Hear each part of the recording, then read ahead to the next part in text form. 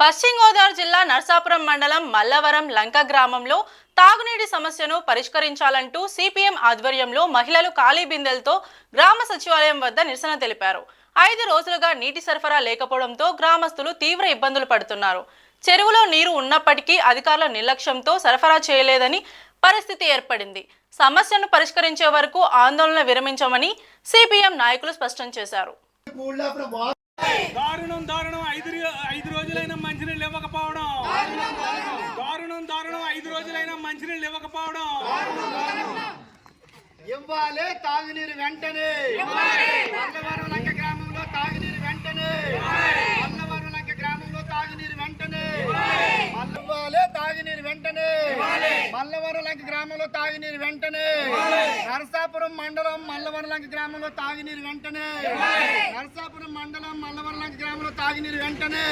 దారుణం 5 రోజులైనా తాగునీరు ఇవ్వకపోవడం. కావాలి ట్యాంకుల ద్వారా తాగునీరు.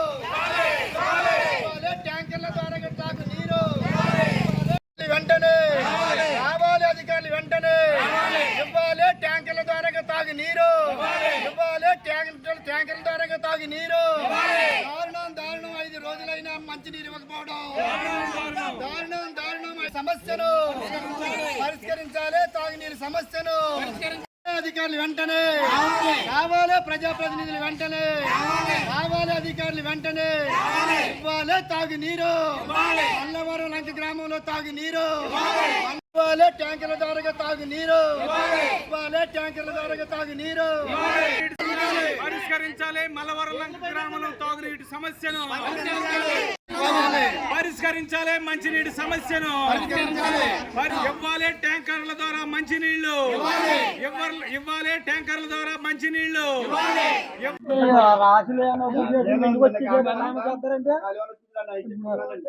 ఇక్కడ స్నానం చేయడానికి నీళ్ళాక ఇవ్వాలి తాగునీరు వెంటనే. ఇవ్వాలి తాగునీరు వెంటనే. ఇవ్వాలి తాగునీరు వెంటనే. ఇవ్వాలి తాగునీరు వెంటనే. ఇవ్వాలి మల్లవరం లంక గ్రామంలో తాగునీరు. మల్లవరం లంక గ్రామంలో తాగునీరు. మల్లవరం లంక గ్రామంలో తాగునీరు. దారుణం 5 రోజులైనా తాగునీరు ఇవ్వకపోవడం. దారుణం 5 రోజులైనా తాగునీరు ఇవ్వకపోవడం. దారుణం 5 రోజులైనా తాగునీరు ఇవ్వకపోవడం. ఎం రామాంజనేయులు, సిపిఎం పార్టీ జిల్లా కమిటీ సభ్యులు. ఈరోజు తాగునీరు ఇవ్వాలని నర్సాపురం మండలం మల్లవరం లంక గ్రామం సచివాలయం వద్ద మేము ధర్నా చేస్తున్నాము. మరి ఈ గ్రామంలో తాగునీరు ఇచ్చి ఇవాళకి 5 రోజులు అవుతుంది. ఇక్కడ పైప్ లైన్ పోయిందని దాన్ని ఇప్పుడు బాగు చేయలేదు. 5 రోజులైనా కానీ తాగునీరు కాదు కదా ఇక్కడ కనీసంగానే వేరే చెరువులు కానీ ప్రత్యామ్నాయం ఏమీ లేదు. అలాంటి పరిస్థితుల్లో కూడా ఇక్కడ పట్టించుకున్నటువంటి అధికారులు కానీ ఎవరో లేరు. ఈ రోజుకి ఇక్కడ కనీసంగా పిల్లలకు స్నానం చేద్దామంటే నీరు లేనటువంటి పరిస్థితి. కాబట్టి ఇలాంటి పరిస్థితుల్లో తక్షణమే అధికారులు వచ్చి అలాగే సంబంధిత ప్రజాప్రతినిధులు వచ్చి ప్రజా సమస్యను పట్టించుకోవాలి. ఇక్కడ ట్యాంకుల ద్వారా తాగునీరు ఇవ్వాలని మేము డిమాండ్ చేస్తున్నాము. ఇక్కడ మేము పొద్దున్న 10 గంటల నుంచి ఆందోళన చేస్తున్నాం. ఇప్పుడు 12 అవుతుంది.